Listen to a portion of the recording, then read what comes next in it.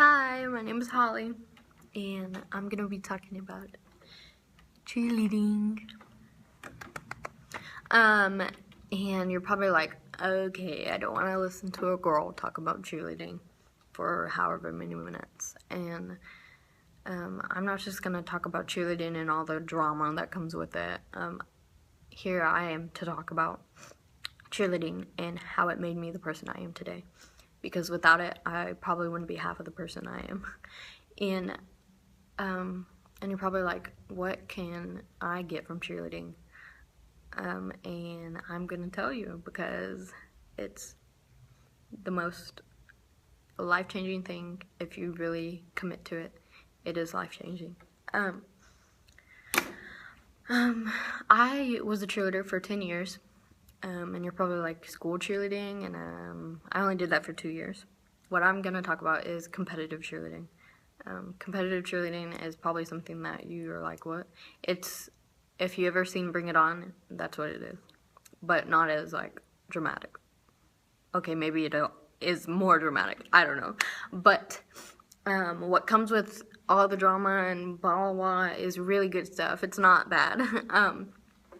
And it all starts when I was about, I think, 7 years old, but at the time I wasn't even a cheerleader.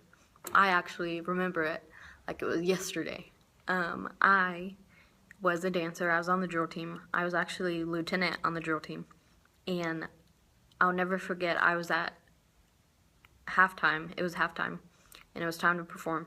And so we go out there and we're performing and blah, blah, blah, whatever. And so we get off the field and we go sit back down.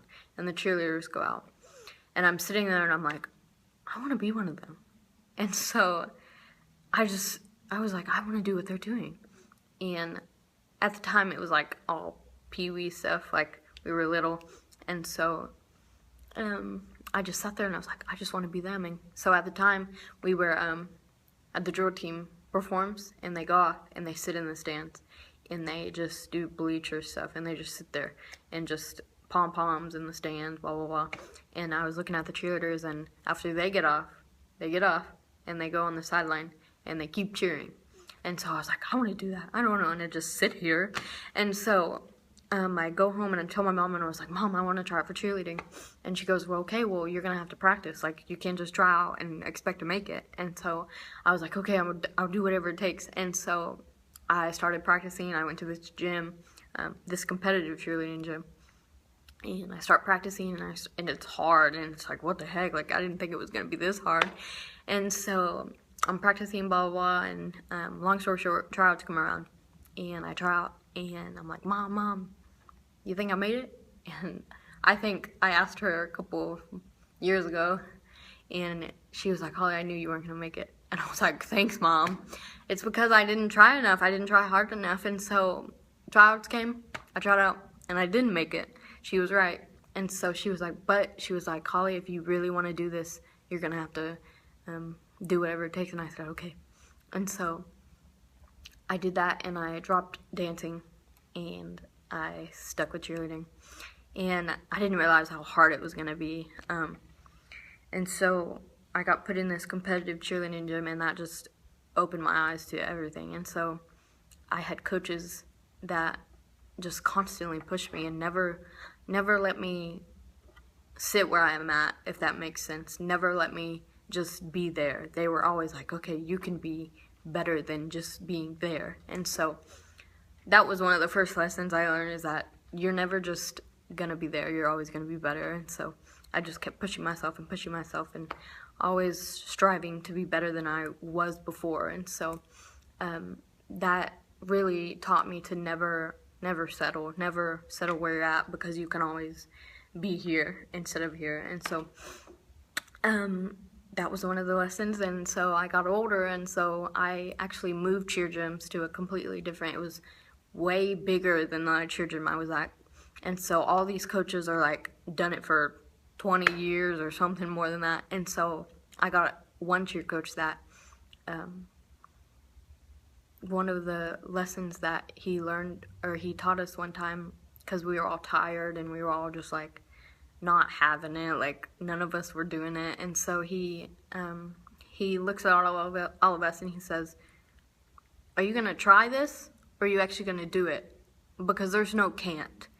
And so we were all like, what? And so he sat us all down and he talked to us and he goes, you see this pin right here? And we were like, yeah. And he goes, try and move it. And so we picked it up and we moved it. And we were like, we're trying. And he goes, no, you did it. And so we were all just like, what? And so he goes, there's no trying. You either do it or you don't. And so that was one of the things. And so that really taught me to never halfway do it. You either do it or you don't. And so I'll never forget that. That was like 10 years ago. And so that was one of them. And I had another cheer coach who just constantly pushed me to my limits. And then when I got to that limit, I found out that I didn't have limits. And so he would constantly push me to here, and he goes, okay, go more. And I said, what? And he was like, go more. And so it was like, okay, what? And so he constantly was like, Holly, you can do more, you can do more. And so that really taught me to do more than I was expected to do. And so there'd be times where we were practicing where we didn't have to complete a skill. We could just mark it. Like, we didn't have to do it. We could just act like we're doing it. And so in those moments where we didn't have to do it, I would do it because that's what he taught me to do. He always pushed me. And so while people were just marking their emotions or not completing the skill, I would do it because that's who I was. I wanted to be excellent. I didn't want to just be mediocre. And so constantly was just doing whatever it takes. And so just so many lessons to be learned, and so many lessons I'll never forget. I am the person I am today because of those coaches who never stopped being the cheerleader in my ear, and never stopped saying, Holly, you can go farther. Holly, you don't have to stop here. Holly, you can do it. And so that's a lot of the reason why even now to this day people come up to me and they're like, Holly, you just don't ever stop. Like, you don't ever sleep. Like, how do you do it? How do you run on 0? And it's because of those times in cheerleading when I was at 0, and I'll never forget, there was one time when I was throwing up at practice, and I was laying on the floor, and I was so dehydrated, and I was so tired, and the coach goes, okay, get up and do it again. And I said, do you not see me right now? Like, I'm dead. And so he goes, Holly, you can do it. There's more in you. And I was like, there's nothing in me, actually, because I just threw it all up. And so he goes, there's more. And I said, okay, because you don't say no, you don't say I can't, you just say okay. And so I got up and I did it, and whatever was left in me got me through it. And so that's why even now I can run on fumes and run on empty, because of those times in cheerleading when I remember, if I can do that, I can do it now. Like, I'm set for life. And so I just want to be encouraging to others, to let them know that you can do it. You can be better. There's a limit, but that's not really there. There's no limits. Actually, you can keep going. And so that's just few of the lessons that I've learned, and there's other ones too. To always be encouraging, always be a teammate. Even when you're not on a team, because you can do single encouragement. Like, you can be the encourager for someone else, even though you may not know them, and all, like, whatever, that's a teammate. You encourage them. Never let them fall. Never let them be at their weakest moment, because there's always a strong moment in you for you to be strong for somebody else. And so that's just another one that I've learned to be is a good teammate and a good friend. It also taught me to always work hard for what you want, because it won't come easy. I've always had to work harder than most, I feel like. Either I'm slow or something like that, and I'm just like, I don't get it, like it just doesn't come easy, and I'm just like, what the heck? And so I remember the feeling of being on the mat with your teammates, and there's 4 other teams from across the country that are waiting to hear if they got first place, like just like you are. And I know the feeling of sitting there and them getting through team 4 and then team 3, and then the 2 teams are left, and you're sitting there and you're just waiting for them to call your name in that first place spot, and then they call you for second.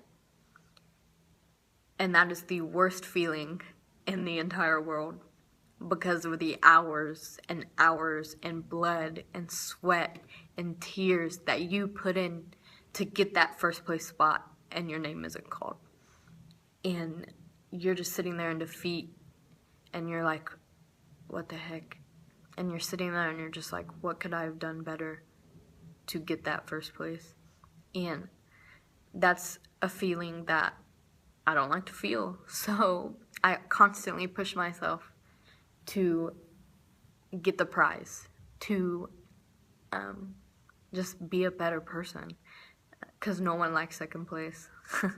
And so I love the feeling of having 50 teams on the mat, and they get down to the first 2 or the final 2, and finally, for once, your name isn't called second but first.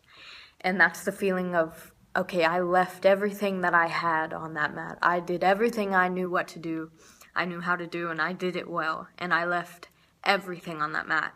And from the time that you step on the mat to the time that you walk off the mat, you should be dead, because that's when you know that you left everything out there. And so that's a little piece of